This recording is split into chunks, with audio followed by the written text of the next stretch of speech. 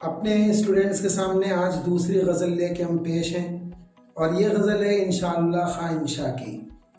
ہم سب جانتے ہیں کہ انشاءاللہ خواہ انشاء اپنی غزلوں میں بہت بہترین ترکیبات کا استعمال کرتے تھے۔ بڑے اچھے محاورے آپ کے ہیں جن کو آپ اپنی اس غزل میں پیش کرنے کی کوشش کیا کرتے تھے۔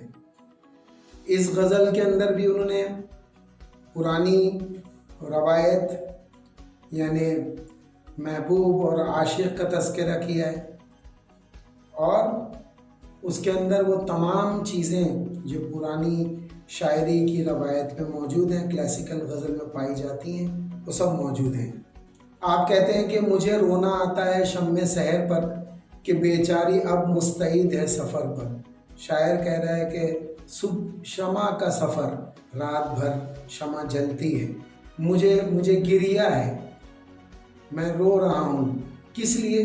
رات بھر جلنے والی وہ انتظار کی شمع اب جو ہے بجھنے والی ہے، اور اب وہ سفر پر جانے والی ہے۔ یہ وہ سفر ہے کہ اب وہ ہمیشہ کے لیے ختم ہو جائے گی۔ تو یہاں پر پہلے شعر میں کہہ رہے ہیں کہ میں جو ہوں اس سحر کی شمع کے پر میں گریہ کر رہا ہوں، رو رہا ہوں کہ اب یہ جو ہے تیار ہو رہی ہے اس سفر پر جانے کے لیے کہ جہاں سے وہ پلٹ کے کبھی پھر واپس نہیں آئے گی۔ اجی کیوں رلاتے ہو مجھ کو تمہیں کیا، نہیں رحم آتا میری چشم تر پر۔ کہہ رہے ہیں کہ اے میرے محبوب، تم آخر کیوں مجھے جدائی اور فراق میں مجھے رلانا چاہتے ہو؟ کیا تم کو میری آنسو بہاتی ہوئی آنکھوں پہ تم کو رحم نہیں آتا کہ میں کتنا گریہ کر رہا ہوں، کس قدر رو رہا ہوں تمہاری جدائی میں اور تمہاری فراق میں؟ شاعر کہہ رہا ہے کہ یہی وضع ہے تو مجھے کھوئیے گا، پڑے پھریے گا ہاتھ رکھے کمر پر۔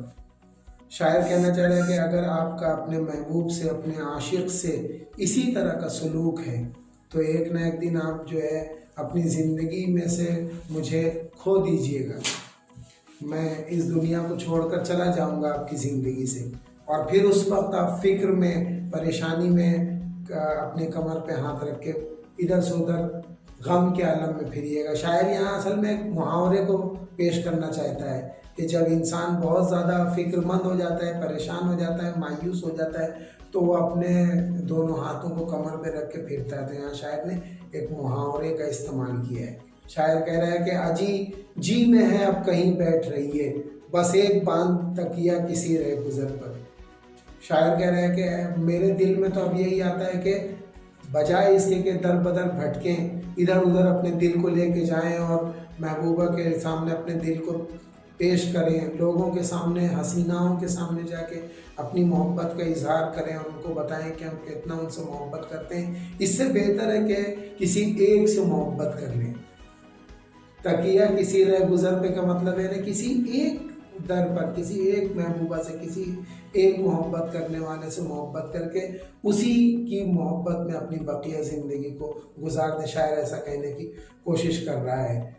پانچویں شعر میں کہہ رہا ہے کہ جنوں سے اگر آشنائی ہوئی تو مطول کو دے مار تو مختصر ہو۔ مطول طویل سے انسان کے اندر جنون پیدا ہو گیا ہے، کریزینس آ گیا ہے، میڈنس آ گیا ہے، ایک پاگل پن، ایک دیوانہ پن آ گیا ہے۔ محبت میں ایک ایسا بھی درجہ آتا ہے کہ انسان جو ہے وہ دیوانگی کے عالم میں، محبت کے عالم میں تمام چیزوں کو بھلا دیتا ہے۔ تو یہاں شاعر کہنا چاہ رہا ہے کہ اگر انسان کو جو ہے وہ جنوں سے آشنائی ہو گئی، آشنائی کا مطلب ہے تعارف ہو گیا، انٹروڈکشن ہو گیا، ملاقات ہو گئی، تو اگر جنوں سے اس طرح سے آشنائی انسان کو ہو گئی اور وہ پہچان گیا کہ جنون کسے کہتے ہیں، محبت کسے کہتے ہیں، تو اس کو کیا کرنا چاہیے کہ بہت مختصر باتیں کرنا چاہیے، طویل چیزوں کو مختصر باتیں، اسی لیے کیونکہ بہت ساری چیزیں جو ہیں انسان کی آنکھیں کہہ دیتی ہیں، اس کا چہرہ کہہ دیتا ہے، اور انسان کو زبان استعمال کرنے کی ضرورت محبت میں درپیش نہیں ہوتی ہے۔ آخر شعر کہہ رہا ہے کہ کچھ ایک صاف صاف ایسے لکھ شعر انشا کہ وہ مانے چشمک صفائے گوہر پر۔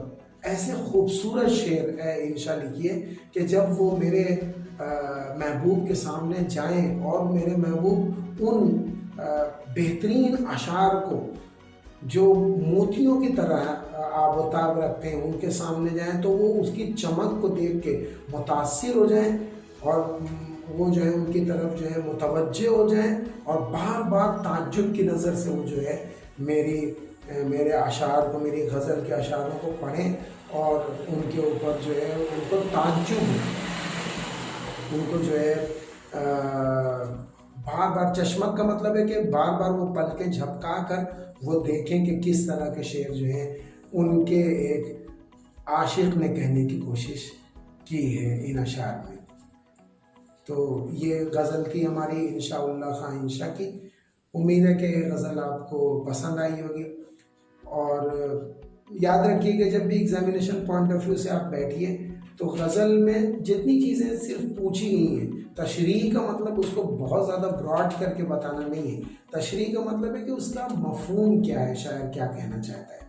تو اگر آپ کو پاس ایک شعر ہے تو وہ ایک شعر اپنے الفاظ میں آپ کو اس میں لکھا رہتا ہے کہ اپنے مفہوم میں جو ہے تشریح کا مطلب یہی رہتا ہے کہ آپ نے اس شعر سے کیا سمجھنے کی کوشش کی۔ امید ہے کہ یہ غزل آپ کو پسند آئی ہوگی، آپ اس کو سیکھیں گے، سمجھیں گے اور اس کو لکھنے کی بھی کوشش کریں گے۔ امید کرتے ہیں کہ آپ اچھے نمبر سے پاس ہوں۔